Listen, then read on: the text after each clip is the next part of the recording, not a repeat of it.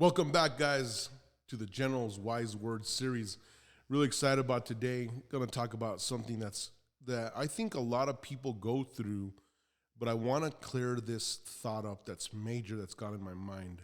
And this is something I used to tell people all the time. Don't let my confidence offend your insecurity. Now, what does that mean to you guys? And I'm going to break it down and tell you what this means to me.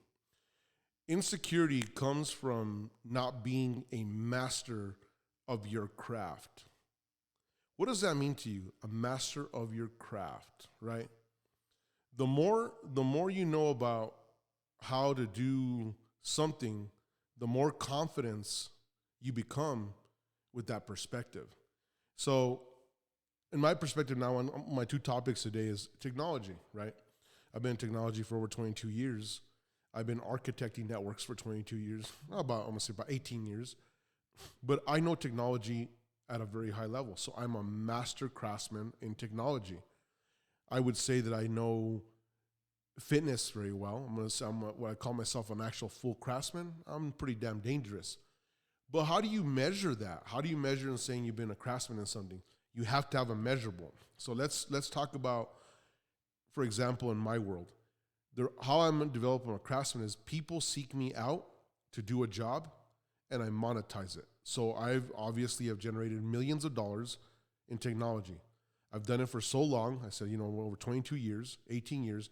Now I'm a full-blown expert in my field, right? And that's what's freaking huge is, can you monetize what you're doing and really become an expert? I think the only caveat sometimes is, in the past you've seen, is with artists. A lot of artists don't become famous till they die, which is one of the suckiest things ever, right? So Van Gogh, known, a lot of these artists known, but then they really don't do anything in their lifetime. So I think the only one piece to that caveat is the artistic piece of it, because sometimes it's hard to monetize that. Most artistic minds aren't business capital kind of minds. But kind of talking about, for the first thing I said, how many times do you get people around you that are not walking the same level of life as you, and they're just literally trying to take down your building? Here you are building your building, and here they are trying to take your building down and basically telling you, just keeping you down basically. But one of the things that I always go is, I'm a craftsman. I don't really give a shit what your opinion is. It goes back to my 10 wise words, is ultimately continuing your craft no matter what people can tell you. This is why I personally, when I'm doing something new, I love to move in silence, because people's words or even their energy can actually throw you off. It can actually throw you from your trajectory of achieving what you want to achieve. And this is one thing that I've always told people, is it's better to move like Batman very quietly, and when you're doing something that's going to really, something big, before you tell your friends, your family, or any of that, because even their energy, I feel, can throw you off and throw what your goals are. So I'll share things that have like tidbits, but it's only a very surface piece of it. I'm not really sharing the integral, the recipe, right? You're kind of getting a taste test. I call it the Sam's Club. When you're rolling around in Sam's Club and people are giving you a sample, that's what you're getting. And this is what I'm notorious for sharing, on my social media and in my life. I'm just giving you a sample of my life. You don't really know how it works. This is so key, because then you get what I call the jokers, right? Where they're like, I've done this, I've done that. You see them on social media. I call it the filter life. And when you really peel back the curtain and you look behind the curtain, there's nothing there. It's all smoke and mirrors. So there's that very fine line between, are they a craftsman or are they just really good at marketing? And this is where, in today's society, and I've learned this a lot, and I've actually failed at this a lot in like projects that I've done, where I'll take somebody in, feel like, I'll give you an example. One time I hired this concrete guy, and he tells me, I'm really, really good at laying flagstone. And to the naked eye, it looked good, but it didn't last a long time. Everything started to get screwed up. And so one of the things is, it's always asking for a portfolio. Can you give me a reference? What have you done? If it's a very large project, we're in those situations where we all started off somewhere, but I started off in private industry, so I didn't have to show a portfolio. I worked for somebody for over 7 years.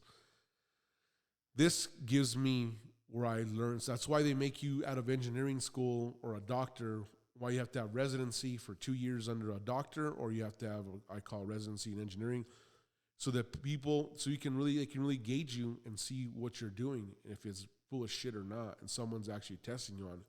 What's scary with a lot of people is that they're on there on their own, but there really is no measurable. So the measurable is all in their head. And one of the famous lines I like to use, are you a legend in your own mind? That's a scary deal. When someone's a legend in their own mind and everything they do in life doesn't match what the outcome is, you got to really ask yourself, what the hell's going on here, right?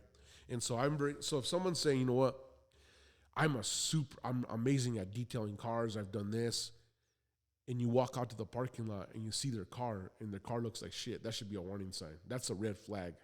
You step the hell out of there. If someone's trying to advise you on money, you look at their lives and does their life reflect in the money aspect? Red flag. If it doesn't, red flag, run the shit out of there.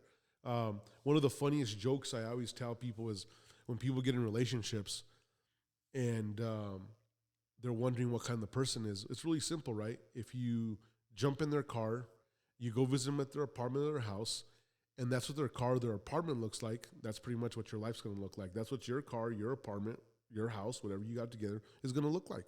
And you have to know, okay, is this going to work for me or not? Is having that real clear, concise. And so kind of going back to what I'm saying is sometimes those individuals, if you have mastered where you're at in life, they will feel very like jeopardized, because this horrible feeling, you'll make them feel very insecure because you've actually mastered it. And I find this a lot in my line of work is when I'm talking to somebody and they haven't mastered what they've done, and all they do is just talking. They start talking a lot of gibberish. And it doesn't make sense, but it's called road noise. What they're trying to do is throw you off your kilter. It's like somebody, if he knows a jab and all he's going to do is throw you a bunch of jabs but he doesn't have any combinations in there. All it is really a filler time, and this is what you got to be very careful about. So as I got into my life and I started to succeed early on, I don't get this now, I think because obviously I'm in my 40s now, but I really got this in my 20s. In my 20s and kind of the beginning of my 30s, my whole persona or what I'd accomplished used to really affect individuals, and it would like piss them off. And I'm like, what is it? I didn't do anything. It's because, why are you mad at me? And what you'll start to see is that it's because your confidence in what you know is exuding, and they're really looking at you and saying, oh, is this guy arrogant? And he's this. But no, guys, what I want you to look at is if someone has accomplished something. Now, I'm not saying be in someone's face like, well, look at me. But if you've accomplished something, it's obvious. Go ahead and pay homage. Say, you know what? Great job. I've got back on my fitness game, and I'm in there with some fitness people, and I'm always like, great job, because I know what it takes to get to that level, that sacrifice. So when you're sitting there, you're not in there like, well, just this guy thinks he's all badass because he's all built, or the female, or this. No, they're putting out there their success, and it's taking a lot of hard work to get there, and it's not easy. Everyone else would be doing it. I mean, making money's a bitch. It's very hard to make. And so when people can take their craft and monetize it, and they're living off of it, and above that, then you know if they've mastered their craft.